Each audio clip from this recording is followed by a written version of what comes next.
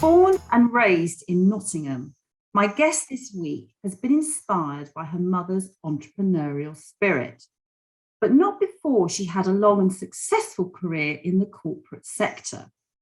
She worked for a pet food manufacturer, but she swapped eventually to work in the chocolate industry.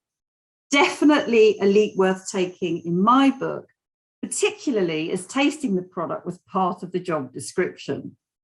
But it was the years growing up working part-time at one of her mum's salons that started to open the door to other influences. Watching, observing, experiencing customers face-to-face, which as the time passed, she describes feeling a whisper on her heart. But this was not a medical condition, but a kind of calling. She wasn't sure exactly what it meant, but it was what eventually inspired her to start her own business. Her new venture was as a performance consultant with the aim to help business leaders transform behaviours and achieve their goals, and to change the trajectory of people's lives at work and at home. She believes we are all creators and can design the life and business we want. She said, when we harness the extraordinary capabilities of our minds and the capacity of the human spirit, anything is possible. I am so delighted she reached out to me and is now my guest today. Please welcome Rachel Edmondson-Clark. Thank you so much, Rachel. Oh, Tracy, that is just like the best introduction I've ever been given. Thank you so much. And also, I just want to say a huge thank you for this safe and supportive space that you offer for all of us, and I guess in particular in the last few weeks as well, with that focus on women in entrepreneurship as well. This space for us to share our stories is really, really special. It's been enormously helpful to me, and I guess whilst we all know that we're not necessarily alone, it can feel that way sometimes, and what you create here is really special. So it's my honour to be here. Oh wow, that is so lovely. Thank you. I wasn't expecting that. Oh, well, it's meant. It really is. It's lovely. And not only that, Tracy, but just even in your welcome and your introduction for us today, just, isn't she great, guys? Oh, brilliant. Thank you so much. But we're going to find out a little bit more about you, Rachel. Now, I know that most people who listen to my podcast know that I kind of like to start out by just asking my guests to give us a little bit of background about them. Where did life start for them? And so for you, Rachel, over to you. Yes. Well, my goodness. Well, I'm an only child, which to some people will explain an awful lot, I'm sure. But I had a very happy childhood and upbringing. I was definitely 12 going on 22. I grew up surrounded by adults and, and being an only child as well. I'm sure that was part of it. I think I was about 7. And you mentioned in the introduction, my mum, I think I was about 7 when she opened her first hair and beauty salon, and I think she must have started with about 8 members of staff, but it quite quickly grew to 25 to 30 people that we had working there. And so many of them, and particularly to start with, they were all women. So they were like my older sisters. They'd play with me, they'd tease me. I'd hear all of the conversations in the staff room, whether that was periods or boyfriends or whatever was getting, nights out, drinking, whatever was going on. So it meant that I grew up pretty quickly. I had an old head on young shoulders. It's so true, isn't it? I know, and I loved it, and I did love being there. There were times when it, I would much rather have been playing on the street with my friends back at home. But no, it was good. And I think I was about 12 when, I used to make myself busy there. I would sweep the floor, I would make teas and coffees. And I even used to have one of the little boxes that you have for toddlers to stand at sinks. And I used to stand on that at the back of the shampoo bowl. And I used to shampoo clients' hair. To my mum's horror, she would be like, these people are are paying good money, and I've got like a 12-year-old child. And they're like, oh no, it's fine, let Rachel do it. And I was so careful not to wet anyone, not to take any makeup off them, and to give them a really, really good quality massage with my little fingers, So I kind of threw myself in to the salon and to working there. And by the age of 13, at my request, I was trained up to do reception. I'd got bored of sweeping the floors and making teas or coffees, and it was a busy salon. I think we must have had 300 clients a week coming through that salon. I had 2 telephones, that I would manage. In fact, my mum will recall, and I don't remember this, but my mum will tell you that apparently I sat there and went, no mum, I can do it, look, let me show you. And the next time the phone rang, I just picked it up and went, good afternoon, Leslie Clark Keith Hall, Rachel speaking, can I help you? And so that was it. And I used to work. So you talk about my life and you talk about kind of the growing up, but I used to work every Tuesday after school. I used to walk down from school and work in the salon on a Tuesday night because it was open late till 7 o'clock. And I worked there every Saturday. So that was an enormous part of my life kind of growing up. And it taught me a lot about people. I mean, just to try and give a little example, but there was 2 doors off the pavement that people, kind of before people got to me at the reception desk. And it taught me so much about reading people and body language, that I had seconds when they walked in through that salon door to assess how they were feeling and how I could best respond to that. And it taught me a lot about positively influencing others, which of course, as we know, is first and foremost about tuning into them and understanding what they want and what they need. Yeah. And I was then going to ask you, because you then actually, well, it's great actually, because you say that your mother inspired you, and I can see that from an entrepreneurial point of view. But I can see from what you've just told us that that would have been great grounding for you to go into any business. When you're hitting an office or going into that corporate sector, you're hitting that office environment, or that environment where there's a lot of people.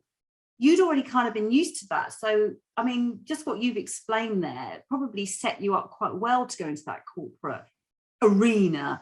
In which case, I kind of want to ask you what your experiences were like and what took you down that route to start with. Yes. Well, my mum had always said if I wanted the business, I could have it. But I was the first member of our family to go to uni, and I'd seen through my parents the hard work and enormous responsibility that running your own business is. And I just want to say, I'm not put off by either of those things, but I wanted to try a different way. I was like, is there an easier way? Is there an easier way for me to earn my living than doing what my parents had done? And so I went off to university. I did a master's in marketing and management at Loughborough, and it was at the career fairs that I completely and utterly fell in love with one company and one company only. I mean, I had this idea that I wanted to go and do a graduate type of placement where I could give myself a breadth of knowledge across business. And I fell in love, the company that I'd fallen in love with was Mars. So Mars, Snickers, Twix, Maltesers, but also Whiskers, Pedigree. You mentioned pet food manufacturing in the introduction, Caesar, Sheba, Uncle Ben's, Dolmen, the huge organization. And they have thousands, I think, of graduates apply for their graduate schemes each year. And there is actually a little side story to this, which is I can remember being stood in my room, in my bedroom at university, in the halls of residence, with the computer screen open, laptop open, with the cursor blinking on the first bit of the application form to fill in for Mars. And I remember thinking, why are they going to want me? These guys could have anybody they wanted. They could have first kind of students that are going to get a first degree. They could have people from Oxford, from Cambridge. Why would they want me?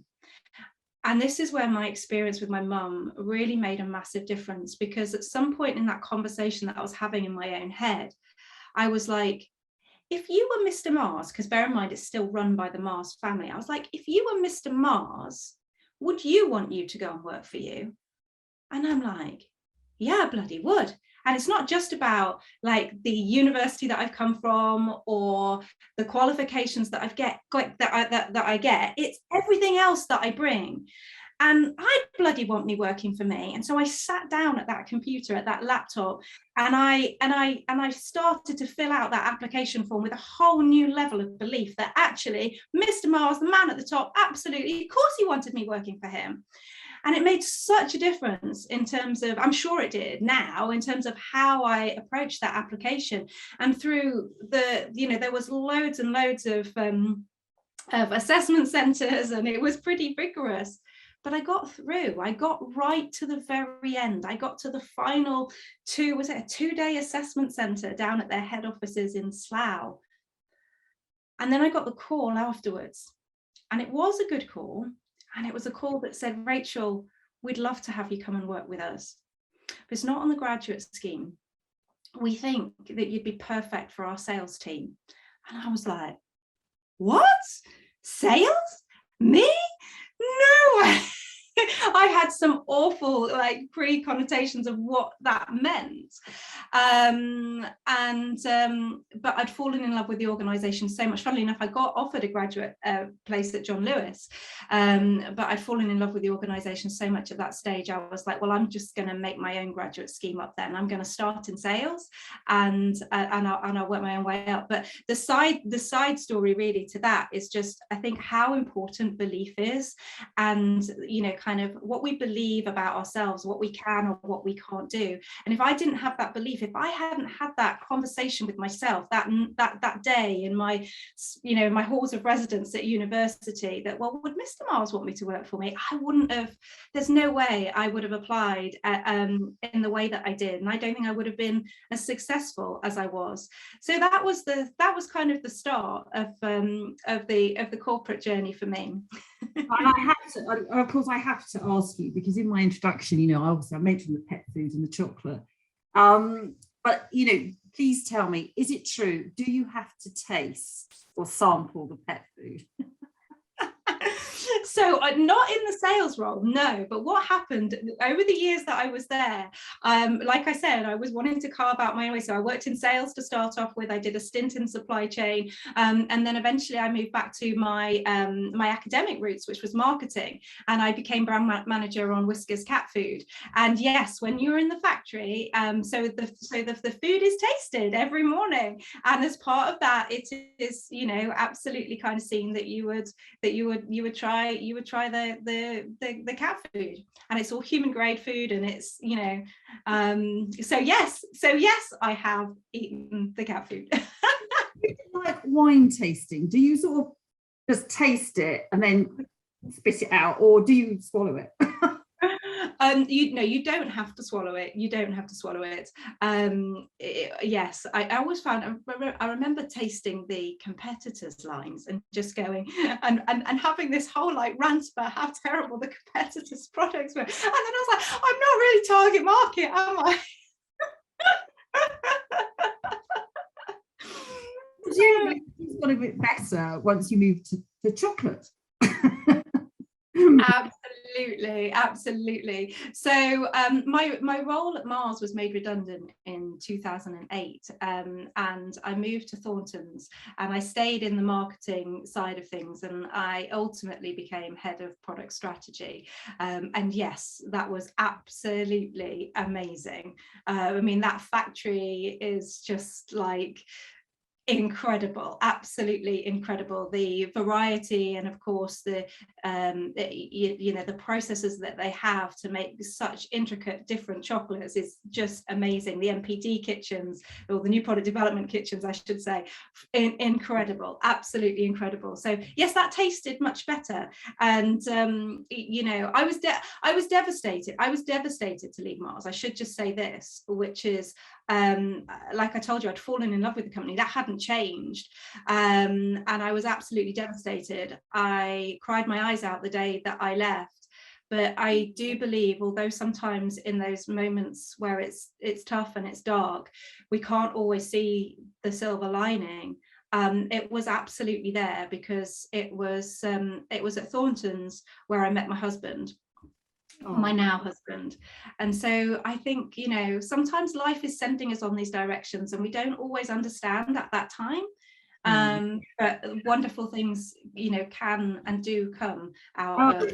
Yeah, no, totally. No, I think you're absolutely right. They're there for a reason quite often. And I think, as you say, in life as well as in a career, they make us maybe move on, do something different, challenge ourselves in another way. And that's part of life's experiences, isn't it? And learning new things, So I'd like to sort of start to wend our way towards you setting up your own business. And I'd like to just go back a bit. You talked about working in your mother's salon when you were young, but obviously she was a big inspiration. And I just wondered if you could just elaborate a little bit more about, probably not so much when you were young, was it later when you kind of started to look back and think how your mum had inspired you, particularly going into business on your own? Yes, hugely, and she inspires me still. Even, I mean, she's retired. She doesn't have the business now. She's sold that on. But I think even more so now. And I'm a mother with 2 young children. They're 3 and 6. And to know what she was doing now, and to have an appreciation of what she was doing now, it just makes it even more kind of inspiring. And so yes, hugely. And I think, in terms of how she inspired me, it was her vision and desire and determination to build something that made a difference in people's lives and to make that a phenomenal success. And I think that burning desire in all of us is so important. It fuels everything, right? And there was never, for my mum, there was never any, like, we talk about it now, and she was like, well, there was never any question of whether I would or I wouldn't do it. She was like, I was doing it, and I was going to make it happen. And so that was a huge way in which she inspired me. But there's many other ways as well. She built this incredibly successful award-winning business that is still winning awards today. So the people that she sold it to are people that have worked with her her entire career, and they now they've taken on the business and are doing that. But she treated staff like family. So there was a really friendly culture where people would stay for their entire careers, and that's unheard of in hairdressing and beauty. People move a lot in that industry. She was always very firm, but fair, I think. And so she earned respect and appreciation, not only of the staff, but also of clients as well. And, together we kind of made people feel better, and we improved the quality of their lives, often in small ways, but sometimes in big ways too. And I think I'll finish and just saying there's lots and lots of ways she inspired me, but growing up in the 80s, which is when this kind of was, she was one of only 2 women on the board of directors for that franchise, and the other woman was the daughter of the founder. So she was showing me with her actions. I was growing up in this environment where, women can achieve, and women do deserve that place in the boardroom. So yes, I'll pause there for a moment. I appreciate I've shared lots of things, but yes, hugely inspirational to me. She sounds like a lady I would love to meet. She really does.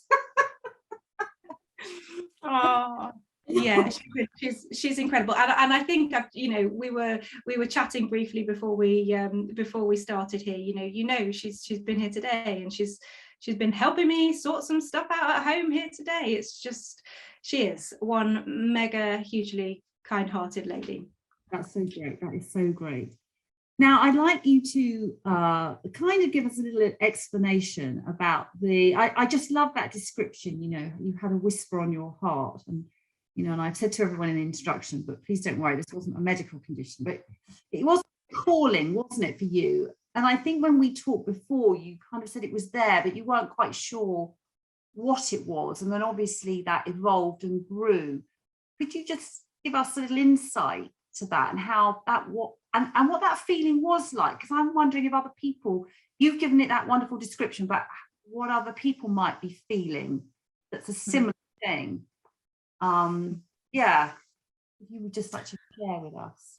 Well, the actual moment, and this is the thing for me, I always think that there are moments in our lives where we make decisions, and they're moments that happen like that, just in a heartbeat. They're so, they're quick. They don't have, it doesn't have to take a long time. That ultimate moment that you decide. And the moment for me was a shower moment. So I was in the shower and I was getting ready, normal morning, getting ready to go to work.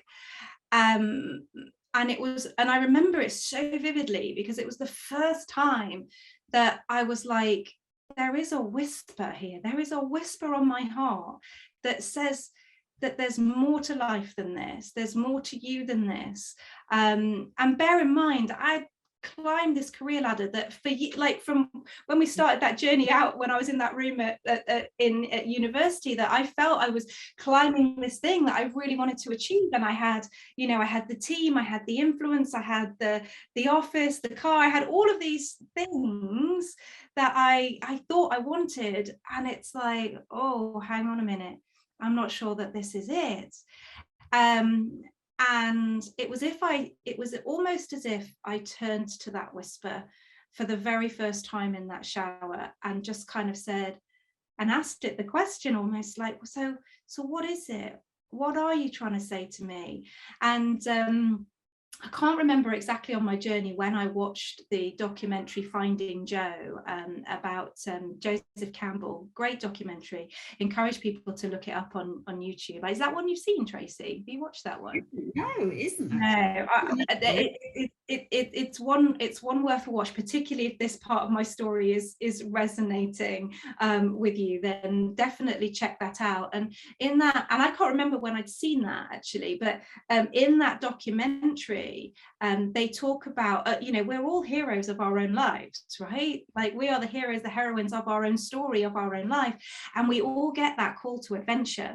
And in the documentary, they show it as a telephone booth, and like just in the middle of nowhere, a telephone booth, and the call coming, the phone is ringing, and whether or not the person in the documentary that they're following is going to go and pick up the call. And we all have these times in our lives where we get the opportunity, where we hear the phone ringing, where we hear that, where we either feel or get that whisper on our hearts, and whether or not we actually decide to pick up the call, to take that call to adventure.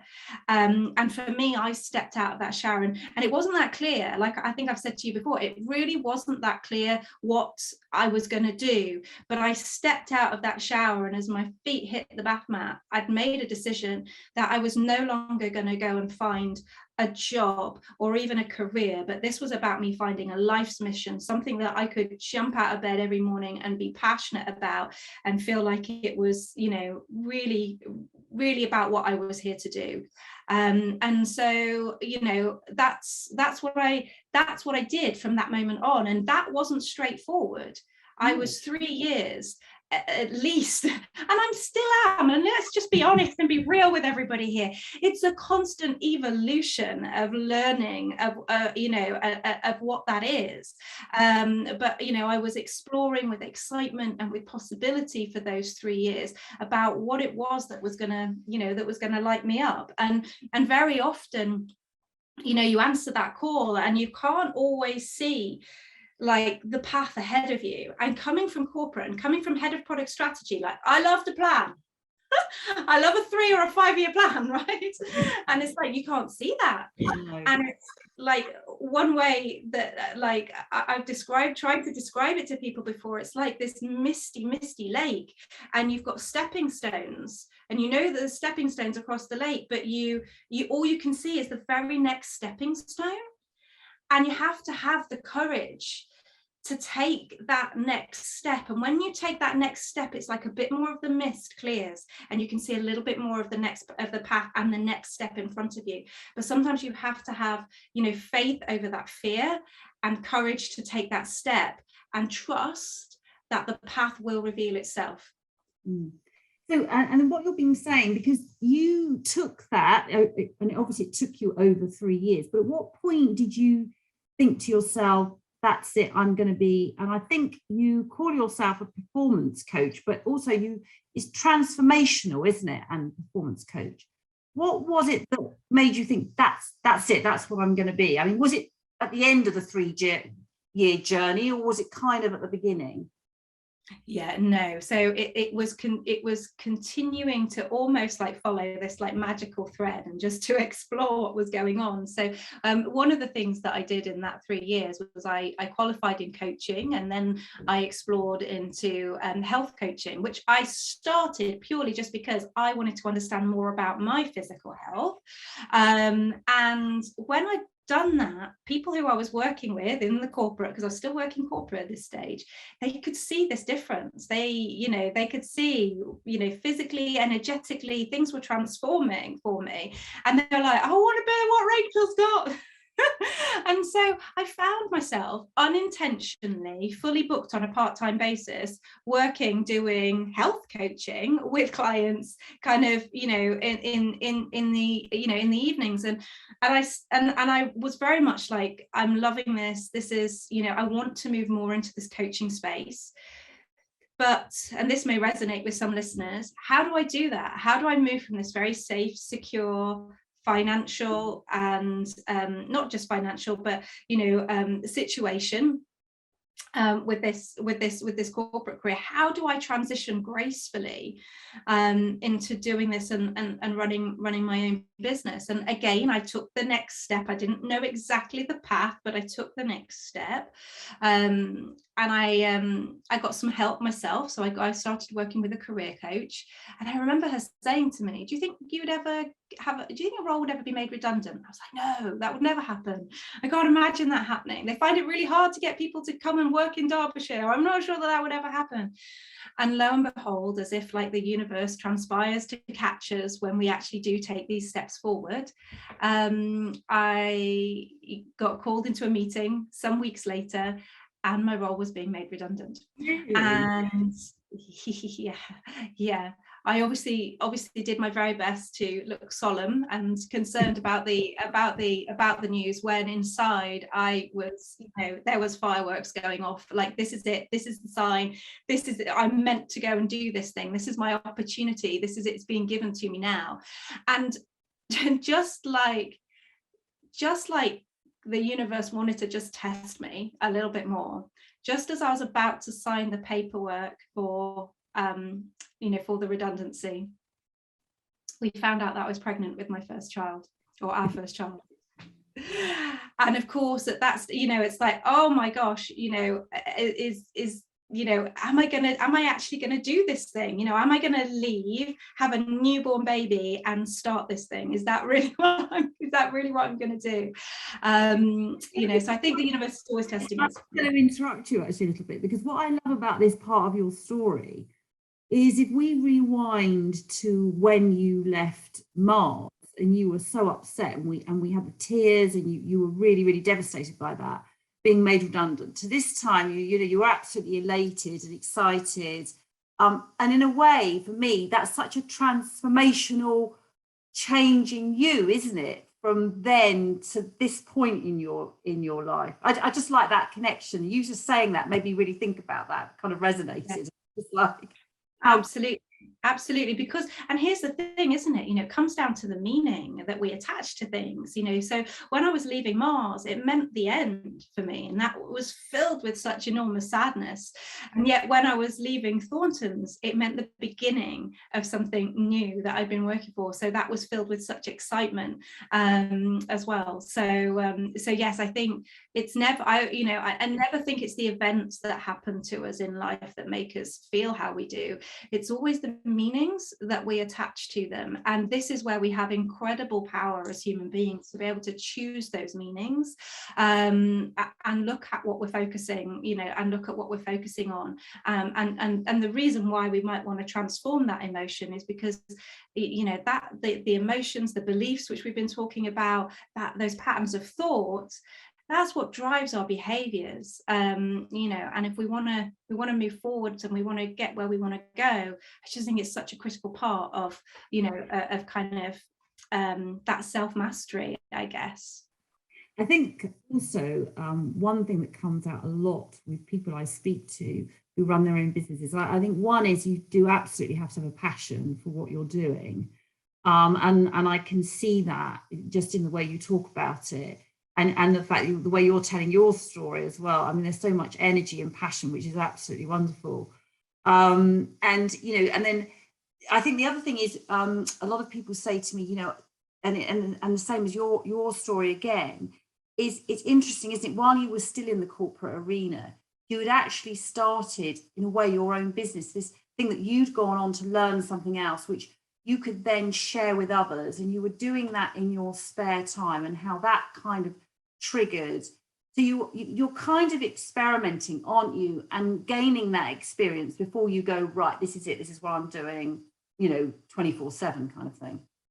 Yes, I was, and I know that that's not everybody's journey, but that worked really well for me, because I was still kind of figuring it out. Like I said, I didn't start health coaching thinking that's what I wanted to be, or that's what I wanted to do, but you know, it was how it naturally progressed. So you are going out on your own. It's all very new. You're being made redundant. You're going to start your new business, and you're going to have your first child. You know, I like to ask people, because I think quite often when you're doing things and you're setting out on your own, you know, you are the business. You know, there isn't really anyone else, generally speaking. And a lot of people can feel very overwhelmed, and especially obviously in this series, you know, talking to women, quite often that is running family, running a home, you know, running their business.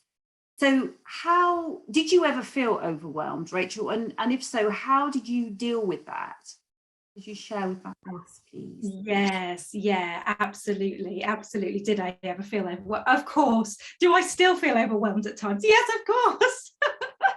So yes, we were, you know, as you say, when you're, you know, kind of when you're, you know, when you're starting your business, you wear, I like to keep it simple and kind of thinking of the three hats, you know. So you've got a marketing hat, you've got a sales hat, and then you've got the fulfillment hat, in terms of like whatever it is that you're, you know, that you're actually delivering or doing or providing, you know, kind of for your customers. And I guess all the operational side that goes along with that would fit in there as well.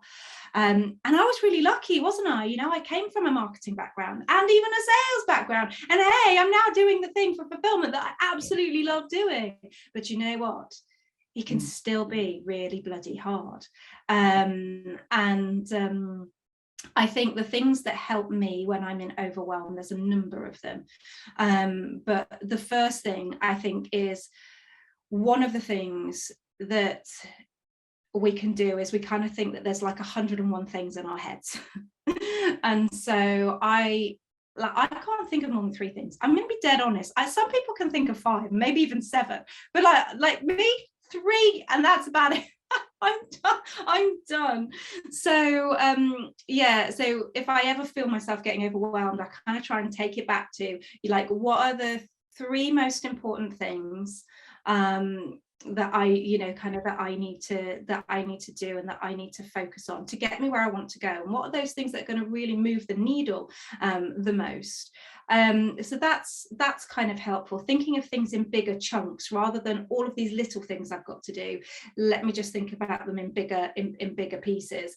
The other one is that not to-do list. You know, I think a lot of us create lists of things to do, but a habit that I started a good couple of years ago now is each, you know, kind of when, like each week or whenever I'm reviewing, it's like, what am I not going to do? You know, and it doesn't mean that it doesn't get done. It might mean that that gets delegated. So it could be delegation. It might mean that I automate it in some way. I might set up a piece of software, or I don't know, even if it's like washing up, I'm not going to wash up, I'm going to stick it in the dishwasher, you know. But so I kind of just think about like the automation, and sometimes it's, do you know what, this just needs eliminating, like it's not worth it. So And so I think that's I think that's helpful. And the third thing, because I remember only three things, I'm a girl of only three things. The third thing that I would say that's been enormously helpful for me in terms of being overwhelmed is social media. And I switched off all my notifications on social media probably about a year ago, and it has been the best thing ever. And so what that means is I obviously use social media an awful lot, and I use it personally and for business, and it's an incredibly, amazingly powerful tool. But instead of, where you get like the little red dot that tells you've got a number of notifications on, it doesn't do that anymore. It means that when I go into social media, it's because I'm having a conscious moment of, right, this is where I want to go into social media, and so that I can do the things that I need to do, and it stops me getting distracted and sucked in as we can so often do. So so turning those notifications off has also been life-giving to me, and helping me not feel so overwhelmed.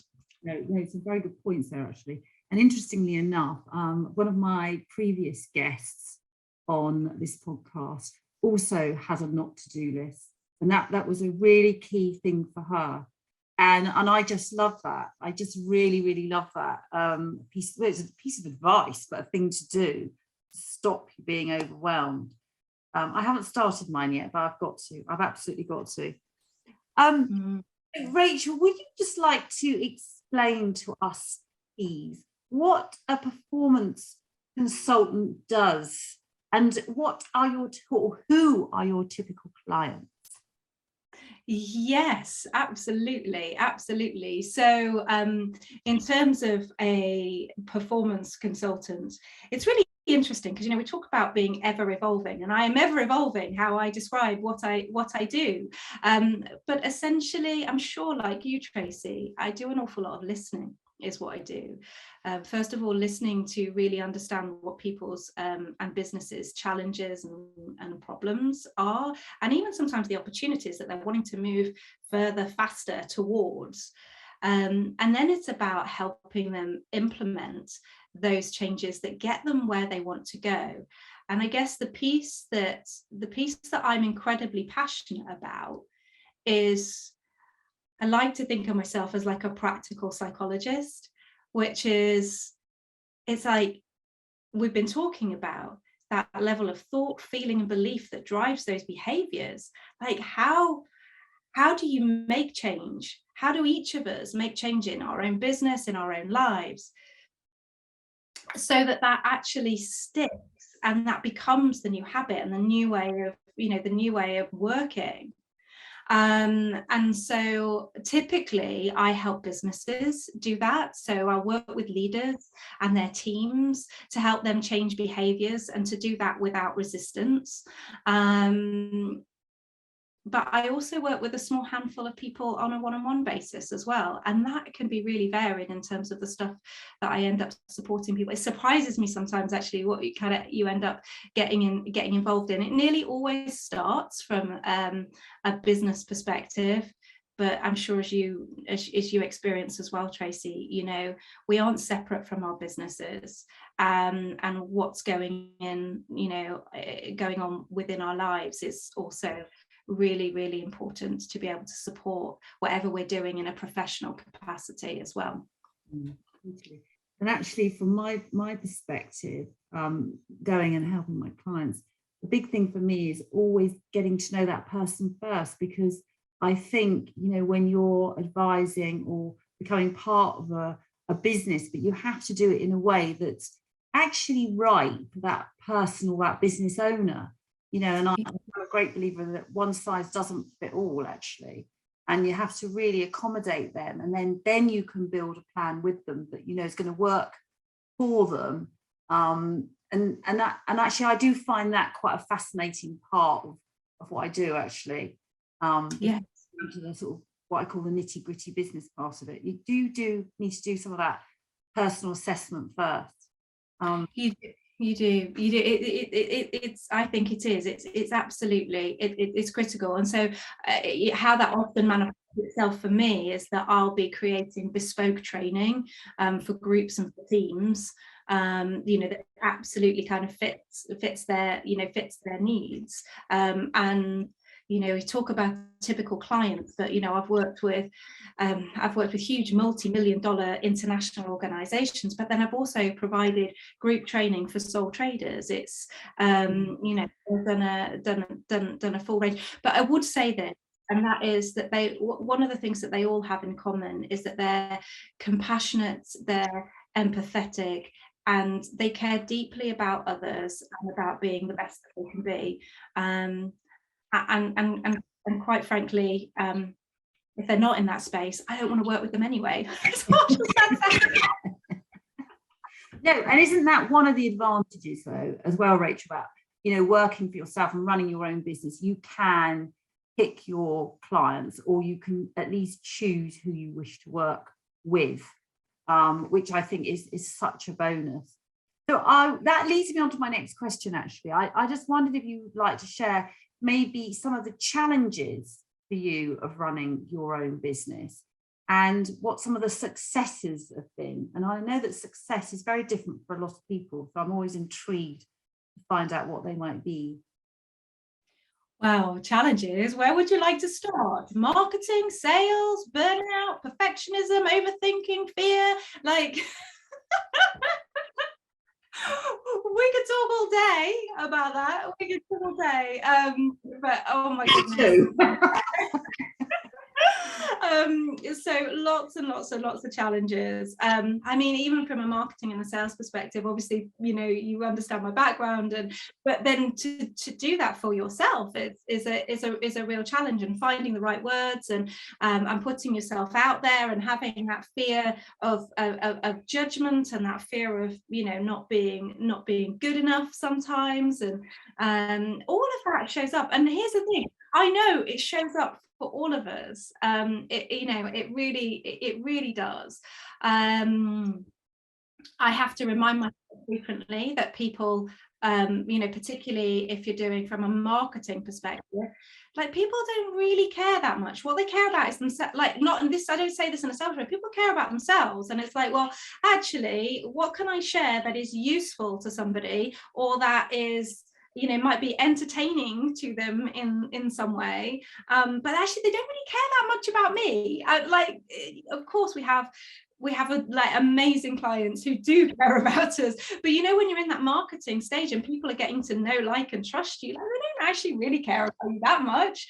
So it doesn't really matter too much. If anybody is out there and feeling nervous about putting their marketing out there, or talking about what they do, then I would I have to remind myself, nobody actually really cares. They just want to know, can you help them?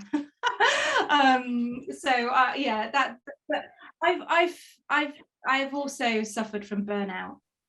Oh, right. And I've got this young family, and I have put myself under tremendous pressure, where I've treated myself horribly. In ways that I would never treat somebody else. I would work late. I'd not take breaks to, like, eat and go to the toilet. And for me, the thing that's changed that and transformed that is about having some really good habits, and establishing those. And they've taken a while to establish. But a couple of them are things like, I go to bed with a great big bottle of water by the side of my bed, and when I wake up, I drink that while I'm reading a book that's feeding my mind, and I do that before I pick up my phone or anything else. I go for a walk now most days. It doesn't happen every day, but most days I go for a walk and I get out in nature and I get the fresh air. I have a cut off bedtime now. It sounds a bit boring, doesn't it? But this is the stuff we have to do sometimes. I must absolutely be in bed by 11 o'clock. It must not be later than that. I have a young family, and I throw everything into my work as well. So there's a few things. There's a few things there. Yeah. And what about the successes? How have you measured your success? And you know what I mean here. I'm asking, for business data or anything like that, but it's generally what's kind of made you smile and thought, oh, wow, that was a good day.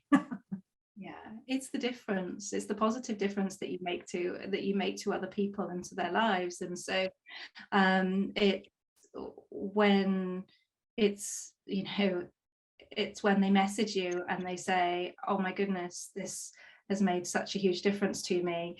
I do quite a lot of stuff, particularly in recent times.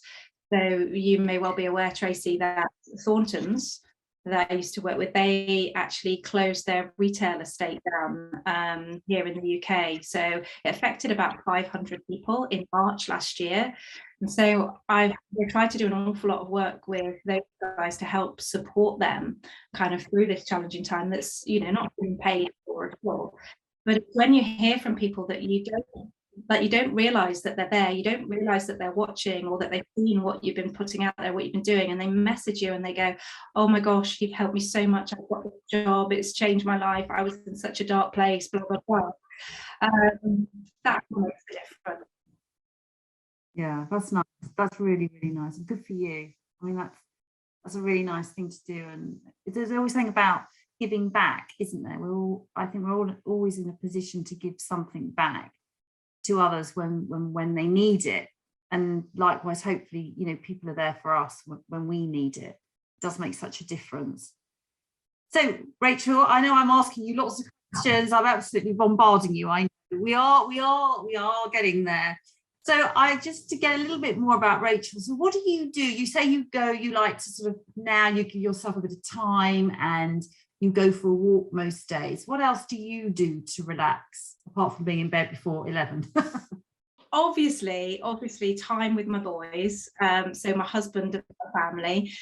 We have a little caravan and we love to go off and kind of explore. We're off to Scotland and Wales this year, and as I said, I love the outdoors and nature, but like the slightly sad thing about is I'm a bit of a personal development junkie. So I read a book a week, or at least I try to read a book a week. And so sitting down on a weekend in the afternoon and kind of reading while the kids are chilling out, watching a movie or just playing, is kind of one of the things that I absolutely love to do. Like we said at the beginning, this is a life's mission, it's not work. And so yeah, I love to feed my mind and learn and grow, because one of my favorite sayings is that if we're not growing, we're dying or we're dead. Like, I don't believe that there's plateaus in life. You stay still for too long, you've got to go one way or the other. So I'm always looking to feed my mind and to do that. Lovely, great. So Rachel, would you just like to share with the listeners exactly how they can find you or contact you, where they can follow you? Yeah, no problem. So I love to hang out on LinkedIn. It's probably my favorite space, as you've perhaps gathered from the type of people that I work with and what I do. So definitely find me on LinkedIn, but I'm also on Facebook and TikTok too, and just Rachel Edmondson Clark. There aren't many of us with that long a complicated name out there, so yeah, you'll find me. So what's the future, Rachel? What's the future? Do you have you said you like planning, so what's the plan?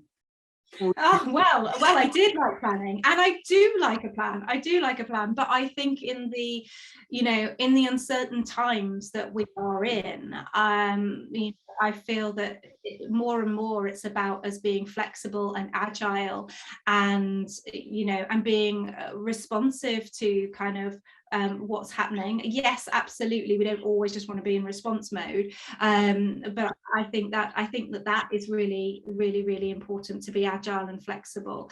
But I mean, I guess the business is one of the ways that I fulfill what I would describe as my soul's contract, which, as you probably gathered from talking to me, is about being ever evolving. It's about being true to my heart, true to my spirit, and enjoying the journey along the way. And that means, I think, being open to possibility and opportunity.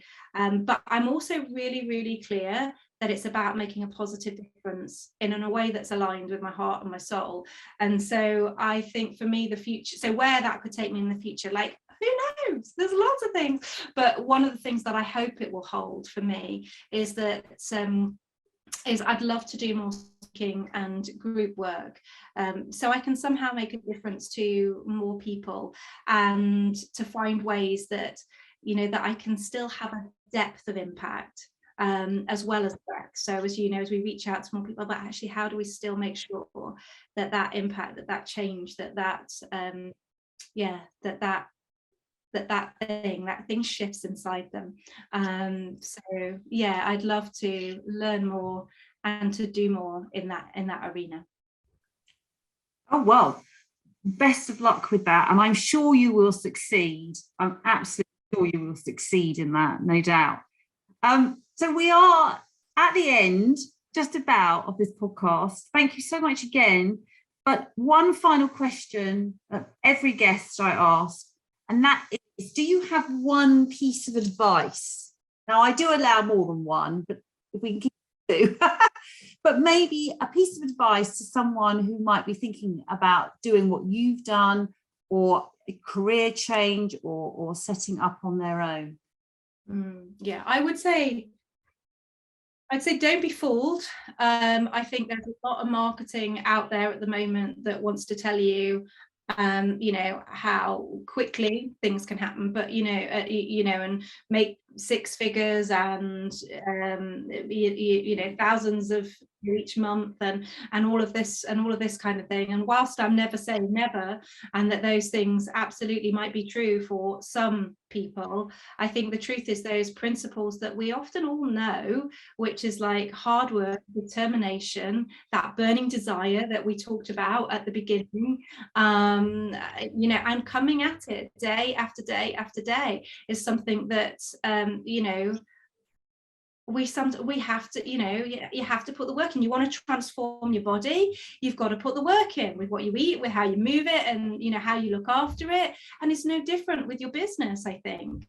And I think so often I'm going to sound really old when I say this, but in today's day and age, that we're always looking for the quick fix, for, you know, like the quick thing. So my piece of advice would be, you know, make sure that burning desire, you know, it really is something that you want to get after. You've got a really strong reason as to why you're wanting to build that business, and go after it, and be prepared to put the work in. Maybe even thinking like 3 to 5 years. Put the work in, you know, to do that. So yeah, and I think the final thing that I would just say is that if you've got a skill gap in any area, so we talked about the 3 hats, didn't we? We talked about the marketing hat, the sales hat, and the fulfillment hat. If you feel as though you've got a gap in any of those areas, then work out how to close it, and go and get the support that you need to, you know, to close that gap. So yeah, I don't think we build businesses on our own. We have support networks, yeah. And it's so vitally important, which is why what you do here, Tracy, is, I think, so important. And so yes, reach out and get that support and close that gap. Don't struggle. Well, great advice.